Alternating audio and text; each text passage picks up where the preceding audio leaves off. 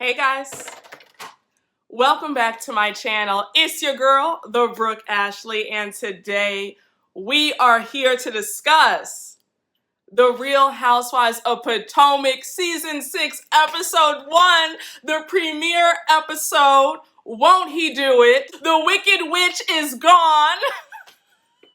Thank you, God. Thank you. Thank you, Jesus. Thank you, Jesus. I have been looking forward to this for quite some time. I am so excited to be here with you all. I know you guys are excited to see me. If you are a new subscriber, welcome. We have a lot of fun on here, and I give everybody the business. I pride myself on being very objective. Whether I like somebody or not, I will always call out right, and I will always call out wrong.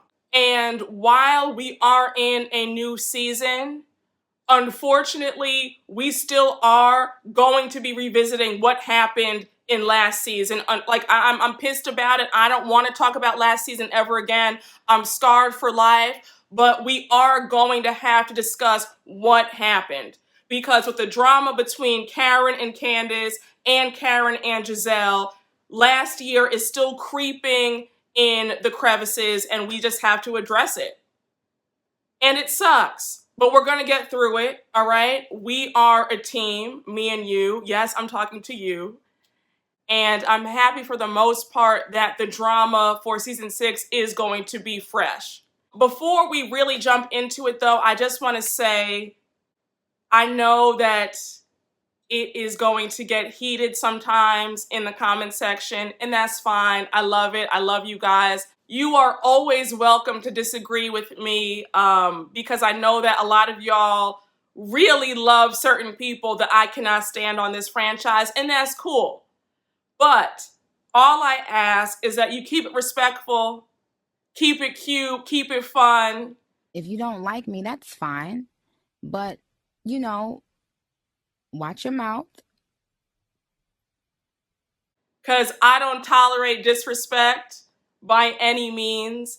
And just remember, let's just have fun down in the comment section. Let's not get too crazy because last season was enough. But pour up a glass of champagne, like so. We're going to take a sip. So good. Grab a snack. We're going to be here for a while. And get comfortable. And just remember that none of your faves are safe. Season 6 starts off with the ladies in their confessionals. And they are asked by the producers, how would you describe last year in one word? Gizelle says toxic. And I would say that toxic would be an understatement.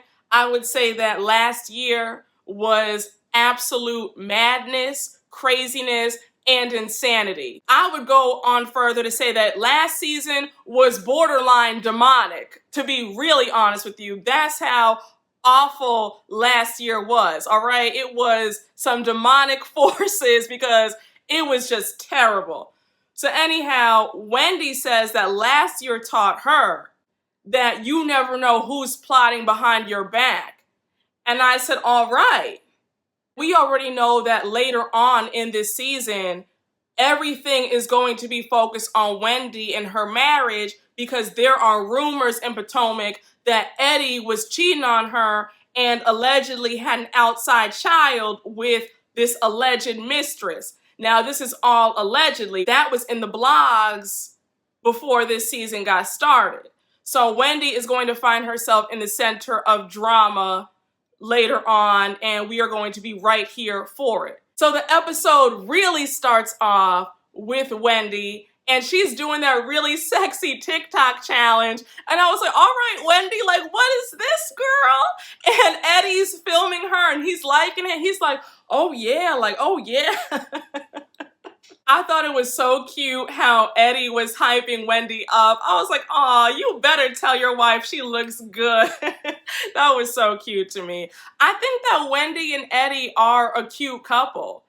I really hope that these rumors that we're about to see are not true. I hope that these are just baseless rumors. Yeah, I really hope that there is no truth to what's going down. But we're going to see that later on. Wendy finishes filming and she's like, oh my gosh, like, I see why strippers get paid the big bucks. And I'm like, yeah, I don't know why people think that stripping is easy. And I really don't understand why anybody thinks that they could just hop up and be a stripper one day. Like, it really takes dexterity, it takes good hand-eye coordination on that pole, it takes upper body strength. Like, there is nothing about sliding down a pole that's easy. So I don't know why people be trying to play strippers like they do, okay? I have nothing bad to say about strippers whatsoever. They get all the kudos and accolades from me, okay? Like, I know that's right, sis, because not everybody could do what they're doing.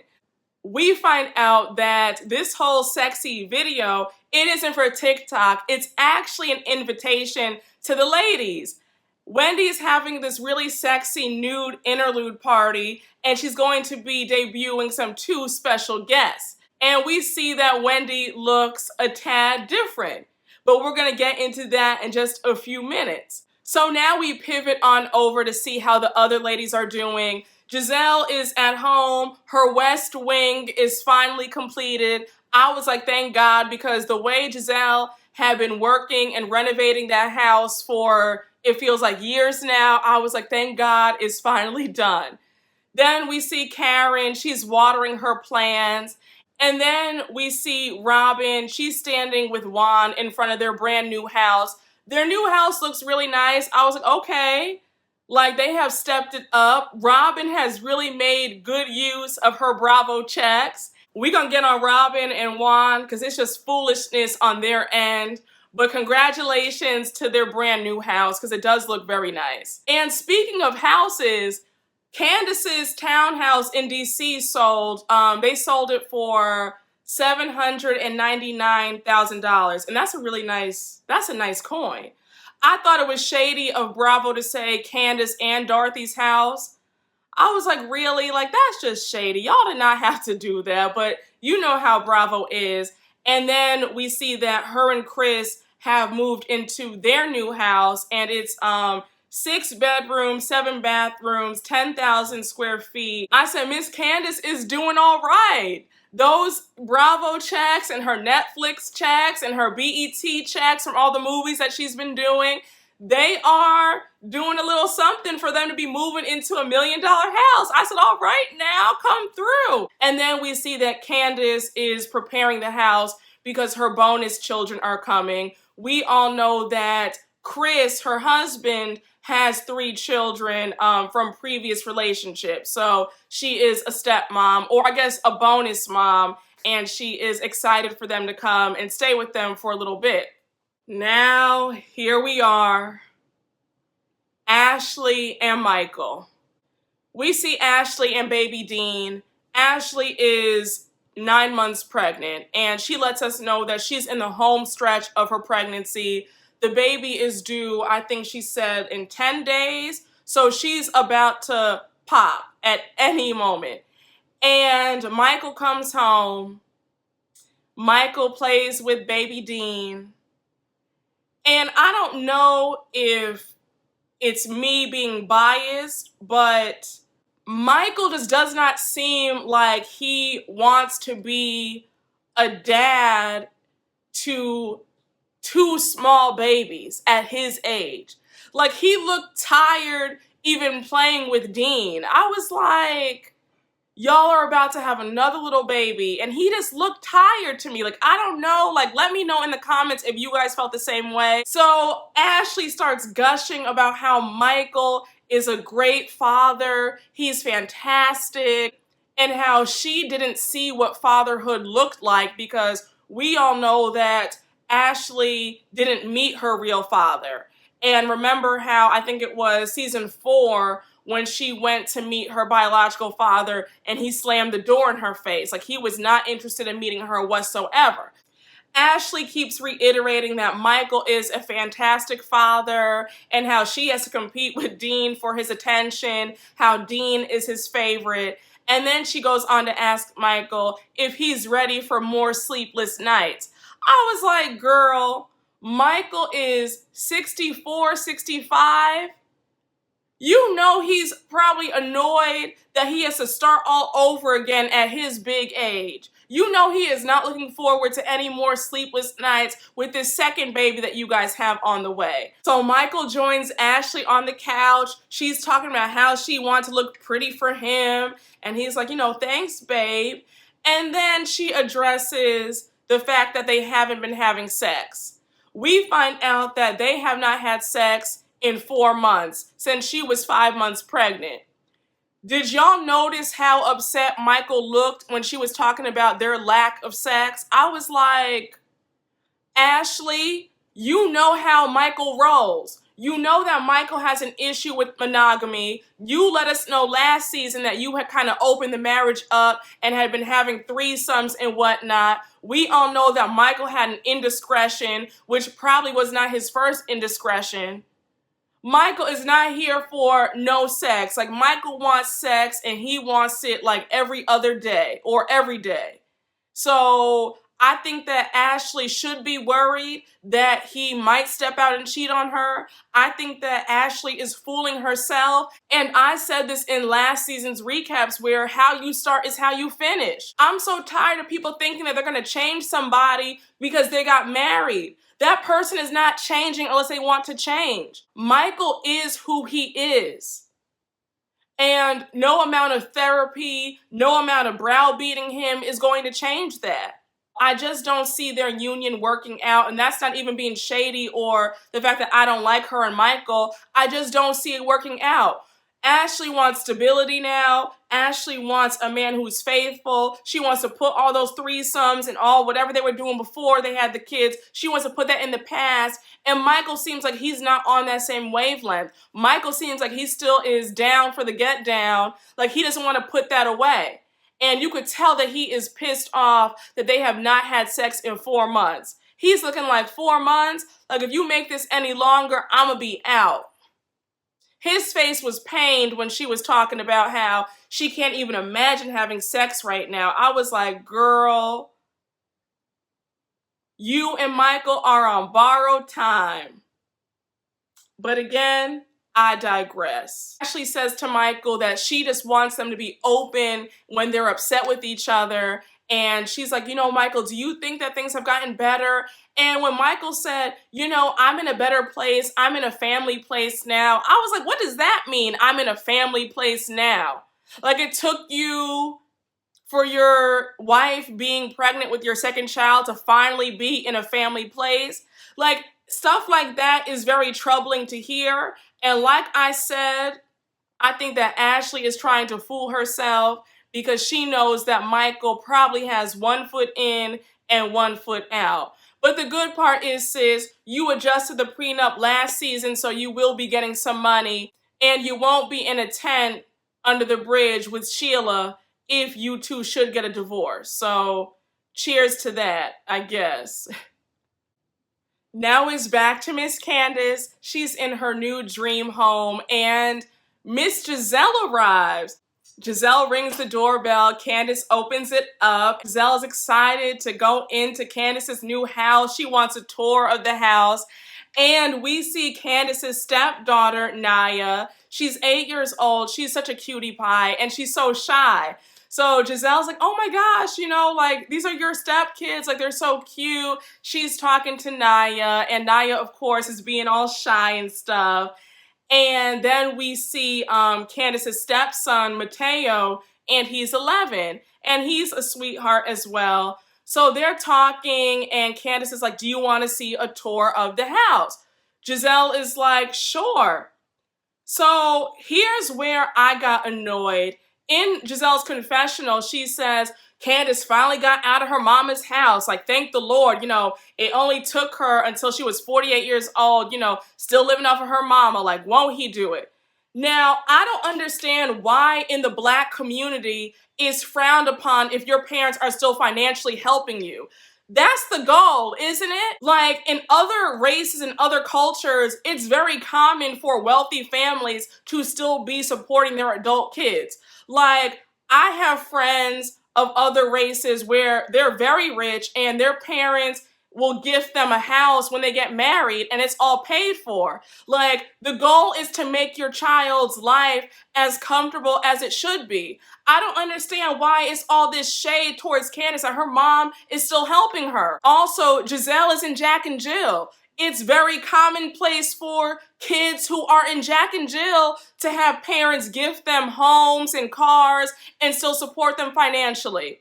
If you don't know what Jack and Jill is, Google it, come back to me, and I can do a separate video on that. I was in Jack and Jill as well, all right? And I could tell you guys a whole lot, but that is another video for another day. And sidebar, Potomac was originally supposed to be about Jack and Jill moms, not supposed to be a Housewives franchise, but Bravo decided to make it a Housewives franchise after the vice president of Jack and Jill contacted Bravo and said, you will not put Jack and Jill on TV.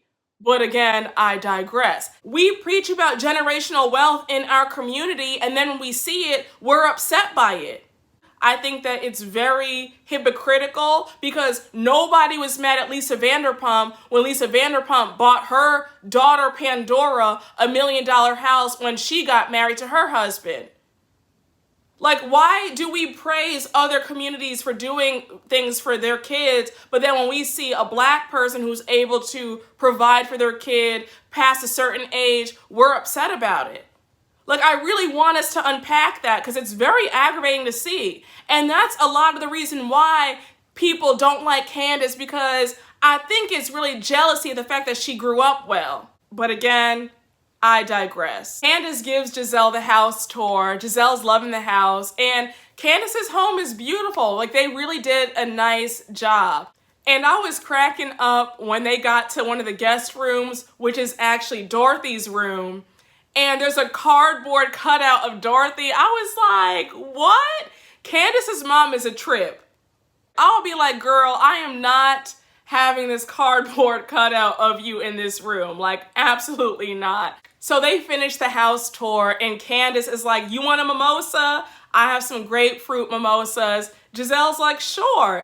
And listen, as long as you have champagne, I will never turn you down. So they sit down on the couch to discuss what's going on. They have their mimosas in hand. Candiace discusses how she's in her second semester at Howard because remember how she went back to school for her master's degree. So kudos to Candiace for that. So Gizelle starts asking, where's Chris at? Like, where's your man at? Like, how's he doing? What's he doing? Like, what's going on? Candiace lets Gizelle know that Chris has been doing virtual cooking classes and he's also playing golf. Speak of the devil, Chris comes out and he gives them a fruit platter and it looks so good. I love it. I love a good fruit platter. I love a good cheese tray. Like, I love a good snack, okay? It's something to nosh on. So Candiace goes on to ask Gizelle what's going on with her. What's going on with her and Jamal? And Gizelle says, it's not good. It is not good at all. I would prefer somebody who lived 8 minutes away and not 8 states away.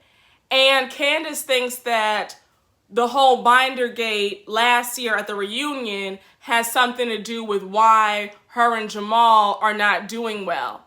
So here's what I feel about Gizelle and Jamal.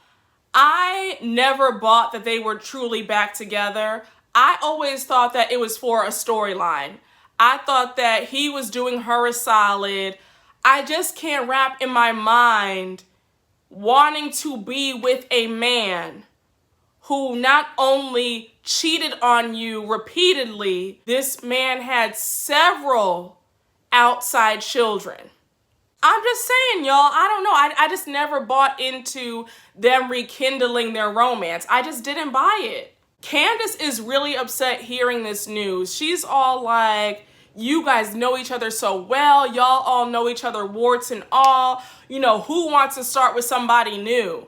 And I was kind of like, that's very flawed thinking. And that's what keeps people in dead marriages and dead relationships because they're too afraid to start over. I was really upset hearing that. Please don't ever think that you're a failure if you have to start over in life. But anyhow, Gizelle even says, you know, or maybe I can just be by myself for a while. So of course, Karen gets brought up into the conversation, and Gizelle is like, F Karen. Karen is a liar. I know some information about her, and I'ma drop it one day. I don't know when, but I'ma drop it. And Candiace lets it be known that her and Karen are on the outs. She's still pissed off on how Karen did her, and I 100% agree with how Candiace feels, because I would feel betrayed on how Karen did me too. Now we pivot on over to Karen and Ray. They're getting rid of some stuff. They're talking about this vow renewal.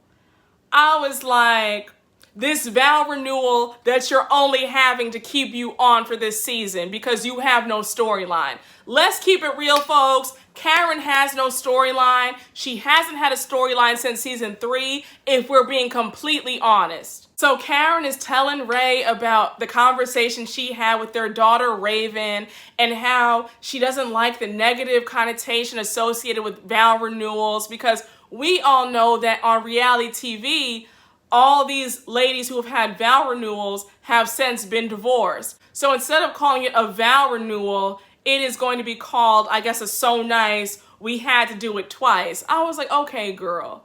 Like, all right, sis. Karen is really reaching for this storyline.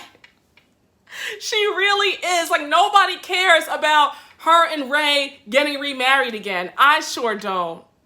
Karen keeps going on about how they've been married for 25 years, and that's a big deal because some people couldn't even be married 25 seconds, much less make it past the phone. And of course, we know that that phone shade is directed towards Gizelle, because all last season she kept saying that Jamal lived in Gizelle's phone because they never saw him anywhere. And then I was cracking up when she admitted that Ray had asked for the ring back the first time they had gotten married because he was upset that she had went out and didn't tell him. So I was like, okay, so y'all have been having some issues before y'all even tied the knot. Honestly, if my fiance had broken up with me and asked for the ring back before we had gotten married, I don't know if I would have been able to go through with the wedding. I just don't. I would have been like, this might be a bad sign and maybe it's not meant to be. I just feel like Karen is putting on for the cameras, and she wants to have this image that she's been married for such a long time and look at me and my marriage and how successful it is. Like, I feel like in her heart of hearts, she knows that this marriage would have gone the way of the wind a long time ago. But again, I digress. So Karen says, I only want to invite people who love us, and Gizelle is not a friend. Here's my take on Karen and Gizelle. I don't believe that they were ever these bosom buddies, super tight BFFs. You guys knew each other for a decade, but you guys were not great friends for a decade. There's a difference. Now we flash on over to Gizelle and Candiace. Gizelle says, I did not bother Karen all last year, and I could have, but I didn't. And Karen's problem is that Ray doesn't love her. Gizelle insinuates that she knows a lot about Karen, and she's going to spill that tea when she gets good and ready. And then we flash on over to Karen saying that Gizelle needs to be mad at Jamal and not her. In the midst of Karen and Ray and Gizelle and Candiace talking, Wendy's invitation comes through and they're all like, okay, like, what's this? When I tell you I was screaming when the invitation came through when Karen and Ray were talking, and Ray was like, oh, what's this now? Like, you know, all right. Like, his eyes were like bulging out of his head. Karen was like, what the hell is this? And everybody was like, okay, Wendy, like, come through. Like, Robyn was like, wait, what's this? Ashley was like, like, all right. Like, and I was dying when Ray was like, wait, play that again. And Karen was like, no, like, I'm not playing that. Like, you already saw enough. Now we pivot on over to Wendy and Eddie. Wendy is at the plastic surgeon's office, and the producers are like, okay, Wendy, so what's new? We find out that Miss Wendy got a little nip and tuck, And when I tell you I'm here for it, we see that Wendy got her boobs done. They look great. Now, Wendy, what I don't like is the fact that you aren't being honest about what else you got done, because you didn't just get your boobs done. Because you look really silly not owning up to the fact that you got other procedures done, not just your boobs. But the boobs look great. Now we move on to Robyn and Juan. We see Robyn being asked in her confessional by one of the producers about when are they gonna get married.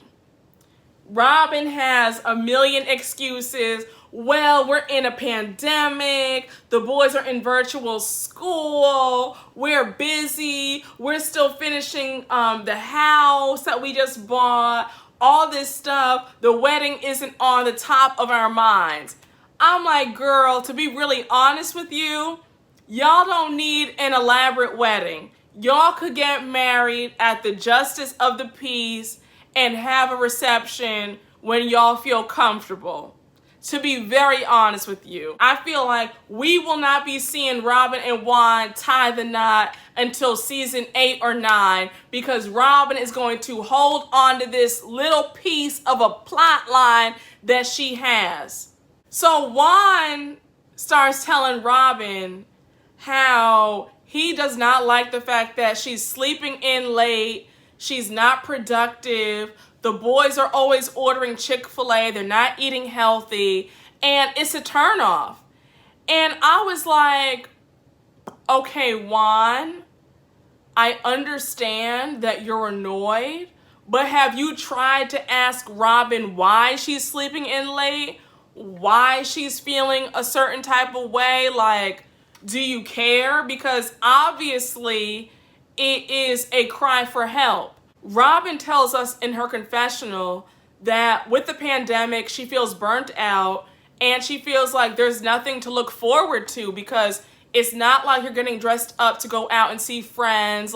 It's just depressing all the way around. So she feels like, hey, like, might as well just stay in bed and sleep. Like, it just felt like Juan was nagging at her and he wasn't providing any solutions. Juan goes on to talk about how they wanted to have a third kid once upon a time and how they really wanted a baby girl. Then he goes on to say how he wants some baby girls, plural. I was like, Robyn is 41, 42 years old.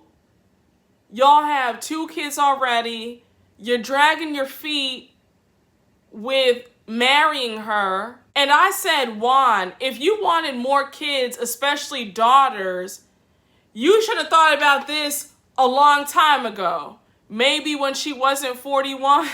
But I said, you know what? If Robyn likes it, then I love it. God bless to them. I really don't have that much more to say about Robyn and Juan's situation, because it just seems like it's stupidity. Robyn is okay with whatever they have going on, so I can't be more invested than she is. So again, let's just move on to the next scene. So now we get to Wendy, and she is at home. It's the night of the party, and it was so cute seeing how the table was decorated. I absolutely love the titty cupcakes. And when she brought her kids up to have a cupcake and her boys were like looking at it and they were like smelling the cupcake when she asked them, like, you know, what does this cupcake remind you of? And they like smelled it.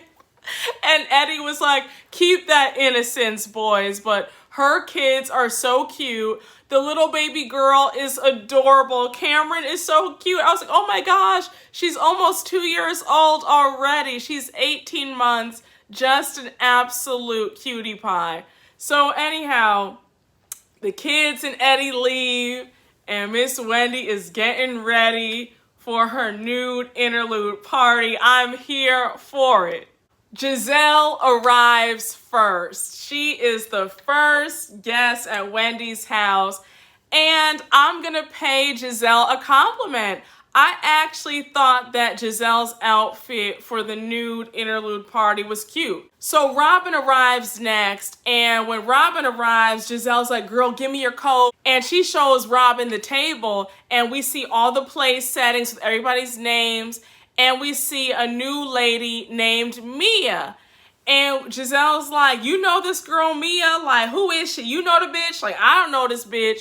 And Robyn's like, girl, I don't know who Mia is. Like, we're going to have to wait and see. Ashley arrives. I said, Ashley, the invitation clearly stated to dress in nude. And why are you here in a white dress? I said, I don't know what it is about Ashley, but it's like she just can't help herself and she just has to be contrarian. Why are you showing up to a nude party in all white? So everybody is at Wendy's house except for Karen and Mia. They're still on their way. Karen is in the car just filling Mia's head up, prepping her on the group. She's letting Mia know off rip that Gizelle, she doesn't receive newer, younger, and pretty girls in the group easily, so Mia should be on guard. Let's just call a spade. It's the truth. Gizelle does have a problem with any new girl in the group. Now we flip on over to Wendy. She comes down and greets the ladies. Karen and Mia are still on their way, and Gizelle, Ashley, and Robyn want to know what's up. Like, what is this whole nude interlude party? Like, are there going to be strippers? Like, girl, what is this party all about? The doorbell rings and it's Karen and Mia. Child, it's drama already because Gizelle is giving Karen the side eye. She is not here to see Miss Huger, and she's also kind of perplexed at this new girl who's with her. So Mia sits down, gives them a quick synopsis about who she is. She has 3 kids, ages 12, 5, and 3. She has a penthouse on the Baltimore Harbor. And I think it's one of the ladies asked her if she's from the South because they detect a Southern accent. She says that she's from North Carolina, and they're like, oh, cool. Like, I have some family in Durham, North Carolina. She says, oh, how funny, because my grandchildren are in Durham, North Carolina as well. So they're like, wait, grandchildren? So I was dying when Robyn was like, wait, does your 12-year-old have a child? I said Robyn is a fool, but I'm going to be honest with you. I would have asked the same thing because I would have been like, wait, what? Like, girl, you are too young to have some grandchildren. So we find out that Mia's husband is 38 years older than her. So everybody's like, wait, what? Like, 38 years older than you? Like, girl, what? So Ashley's like, oh my gosh, like, you got me beat. Because remember, Michael is only 28 years older than Ashley. So Mia says, yeah, my husband's 68. And they're all like, oh, so you're 30? So then Mia says, oh, I'm 36. So they're like, okay, so sis, you didn't do the math right, because if he's 38 years older than you, then that would mean that he's in his 70s. So then Mia says, well, all I know is that he's 68. So then they're like, okay, so that means that he's only 32 years older than you if you're 36. Mia, I'm very intrigued by her. I think that she's definitely going to give us something that we can feel. I don't know if I'm going to like Mia, but I think that she's definitely going to give a good storyline. And that's all I'm going to say about her. So now the conversation turns back to Wendy, and they all want to know, like, girl, what is this whole nude interlude party about? Wendy finally unveils her new friends, Happy and Ness, and they're all like, okay, Wendy, like, come through with the boobs, like, you look good. So I think it's Robyn who's like, okay, like, let's see the butt now, because it's evident that you got your booty done. And they also ask her about what other tweaks she got done because something's different. And of course, Wendy doesn't want to own up to it. She's like, you know, just my boobs. And I was like, Wendy, I don't understand why you're being all coy about the other work that you've had done when it is evident that you got your nose done, you got some fillers in your face, you got your booty done, because we saw that picture of Wendy last season. Her butt was non-existent, okay? It was flat as a board, and now she got a booty. So, Wendy, you're not fooling anybody. Even Karen pointed out how your stomach is on flat. Like, girl, you had a little pooch before, and now your stomach is washboard. Just own up to it. There is no shame in being like, I got a whole BBL done and then some. Like, I hate folks who just lie for no reason. Like, just own it. Just own it, Wendy. You look good. The ladies head to the dinner table, and Mia goes on to ask Wendy again what else she got done. Wendy gets nasty and is like, I got a few tweaks, but it's evident that you've had surgery, so what have you gotten done? Now, Wendy, I thought that you were dead wrong being shady and nasty, because it was like, sis, you're not fooling anybody. Like I said, you've clearly gotten more work done than just your boobs. So anyhow, Mia's like, girl, I own it. I've gotten my nose done, my boobs done, fillers, Botox. I've gotten my ass done. I've gotten lipo. I've even had my clit worked on several times. So then all the ladies are kind of like, oh, like, wow.